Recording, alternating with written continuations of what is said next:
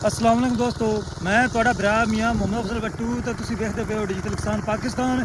ਕਿਸਾਨ ਵੀਰ ਭਰਾਓ, ਹਾਰਵੈਸਟਰਾਂ ਤੁਸੀਂ ਵੇਖੀਆਂ ਨੇ, ਟਰੈਕਟਰ ਰੈਪਰ ਵੇਖੇ ਨੇ। ਅੱਜ ਜਨਾਬ ਤੁਹਾਨੂੰ ਦੇਸੀ ਮਸ਼ੀਨ ਵਿਖਾਣੇ ਜਨਾਬ, ਕਣਕ ਦੀ ਕਟਾਈ ਕਰਨ ਵਾਲੀ ਤੇ ਬੈਕ ਸਾਈਡ ਤੇ ਚਲਦੀ ਪਈ ਹੈ। ਤੇ ਆਓ ਇਸ ਦੀ ਤੁਹਾਨੂੰ ਪਰਫਾਰਮੈਂਸ ਵਿਖਾਈਏ ਤੇ ਮਜ਼ੀਦ ਗੱਪਸ਼ਪ ਕਰੀਏ। अच्छा करो जी, अंग्रेजी मशीन का देसी टिगर है, देसी माहौल है।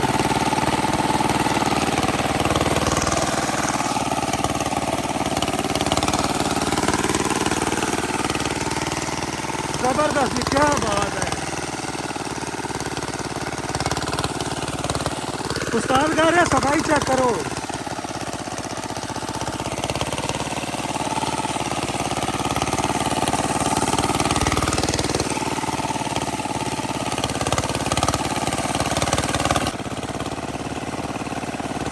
उस्ताद जी हम बंद करते पे ने तो आप जनाब उस्ताद को पूरी मालूमात लेने हैं।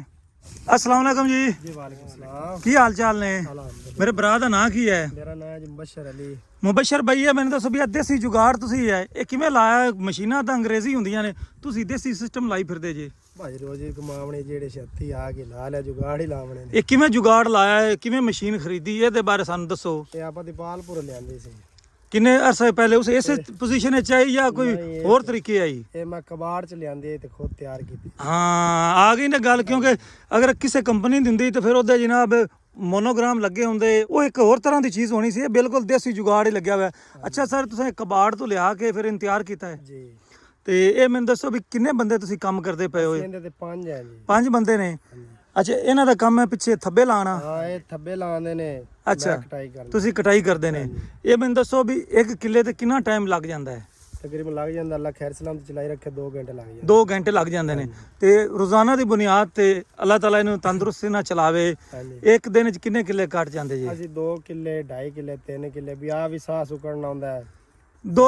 ਮਤਲਬ ਵੀ 2 ਤੋਂ 3 ਕਿੱਲੇ ਤੁਸੀਂ ਰੋਜ਼ਾਨਾ ਦੀ ਮਤਲਬ ਤੁਹਾਡਾ ਟਾਰਗੇਟ ਹੈ? ਸਹੀ ਚੱਲੀ ਰਵੇ 3 ਕਿੱਲੇ ਕਟਾਈ ਕਰ ਜਾਂਦੀ। ਅੱਲਾ ਖੈਰ ਸਲਾਮ ਤੇ ਚਲਾਈ ਰੱਖੇ, ਖਰਾਬ ਨਾ ਹੋਵੇ।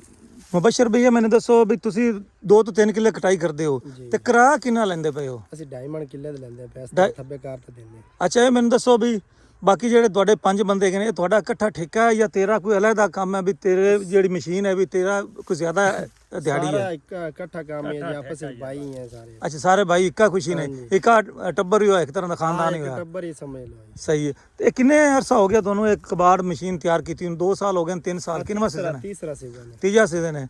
ਪਿਛਲੇ ਸਾਲ ਟੋਟਲ ਕਿੰਨੀ ਕਟਾਈ ਕੀਤੀ ਸੀ? ਪਿਛਲੇ ਸਾਲ ਵਿੱਚ 24-25 ਕਿੱਲੇ ਕੀਤੀ ਹੈ, ਉਸ ਤੋਂ ਪਿਛਲੇ ਸਾਲ ਵੀ ਇੰਨੀ। ਅੱਛਾ, ਕਿ ਹੁਣ ਅਸੀਂ 11ਵੇਂ ਕਿੱਲੇ ਲੱਗੇ ਖੜੇ। 12ਵੇਂ ਕਿੱਲੇ ਨੂੰ ਲੱਗੇ ਖੜੇ, ਮਤਲਬ ਵੀ ਸਾਲ ਦੇ ਦਾਣੇ ਹੋ ਜਾਂਦੇ ਨੇ। ਸ਼ੁਕਰ ਮਾਲਕ ਦੇ ਜ਼ਾਤ ਦਾ, ਅੱਲਾਹ ਤਾਲਾ ਰੋਜ਼ੀ ਦਿੰਦਾ, ਸੋਹਣੀ ਦਿੰਦਾ ਪਿਆ। ਚਲੋ ਮਾਸ਼ਾਅੱਲਾ। ਤੇ ਮੈਂ ਤਾਂ ਜੀ ਦੁਆ ਕਰਨਾ ਅੱਲਾਹ ਤਾਲਾ ਤੁਹਾਡੀ ਮਸ਼ੀਨ ਚੰਗੀ ਚੱਲੇ ਤੇ ਤੁਸੀਂ ਕਿਸੇ ਕੰਪਨੀ ਦੀ ਚੰਗੀ ਮਸ਼ੀਨ ਲਓ। ਤਜਰਬਾ ਤੁਹਾਡੇ ਕੋਲ ਹੈਗਾ ਹੈ, ਫੀਲਡ ਵੀ ਤੁਹਾਡੇ ਕੋਲ ਹੈ ਤੇ ਬੱਲੇ ਬੱਲੇ ਹੋ ਜਾਸੀ ਇਨਸ਼ਾਅੱਲਾ ਤਾਲਾ। ਅੱਲਾਹ ਤਾਲਾ ਕਰੇ ਤੇ ਠੀਕ ਹੋ ਗਿਆ ਜੀ। ਇਹਨੂੰ ਤੁਸੀਂ ਚਲਾ ਕੇ ਵਿਖਾਓ, ਅਸੀਂ ਆਪਣੇ ਦੋਸਤਾਂ ਨੂੰ ਇਸ ਦੀ ਪਰਫਾਰਮੈਂਸ ਵਿਖਾਣੇ ਆ। ਲੈ ਵੀ ਦੋਸਤੋ, ਮਸ਼ੀਨ ਹੋ ਗਈ ਸਟਾਰਟ।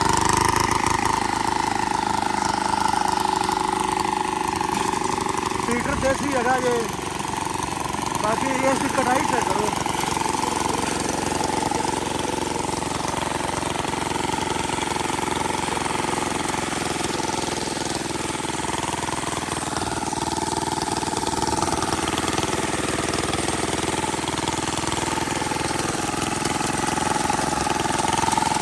ਗੇਰ ਲਾਮਣੇ ਵੀ ਚੈੱਕ ਕਰੋ ਜੀ। ਅੱਛਾ,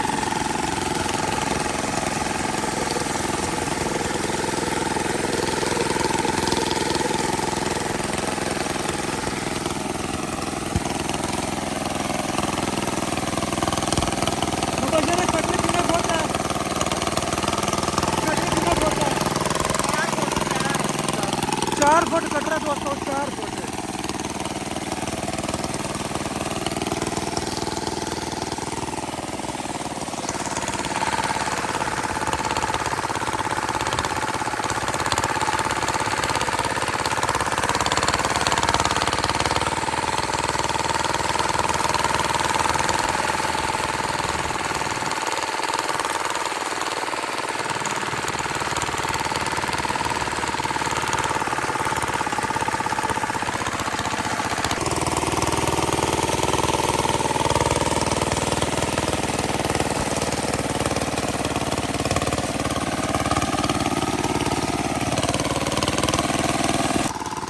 ਆਪਣੇ ਵੀਰ ਨੂੰ ਦੱਸਦਾ ਚੱਲਾਂ ਵੀ 1 ਕਿੱਲੇ ਤੇ ਡੀਜ਼ਲ ਦਾ ਜਿਹੜਾ ਖਰਚਾ ਹੈ 2 ਤੋਂ 2.5 ਲੀਟਰ ਹੈਗਾ ਜੀ।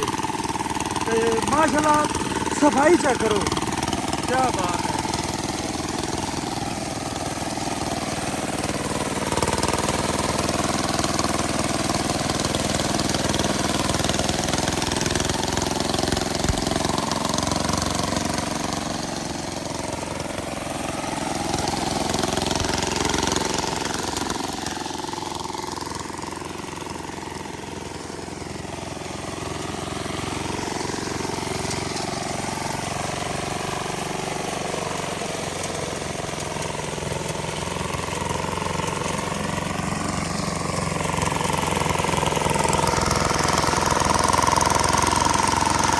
किसान भाइयों ਇਹ ਖੱਬੇ ਚੈੱਕ ਕਰ ਲਓ, ਉਹ ਪਰਲੀਆਂ ਖੱਬੀਆਂ ਨੇ ਇਹ ਖੱਬੇ ਹੈਗੇ ਜੇ।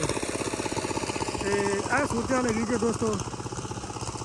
ਤੇ ਮਾਸ਼ਾਅੱਲਾ ਮਸ਼ੀਨ ਵਧੀਆ ਹੈ ਤੇ ਲੇਬਰ ਵੀ ਸੋਹਣਾ ਕੰਮ ਕਰਦੇ ਪਏ ਨੇ ਤੇ ਮਸ਼ੀਨ ਵੀ ਸੋਹਣਾ ਕੰਮ ਕਰਦੀ ਪਈ ਹੈ।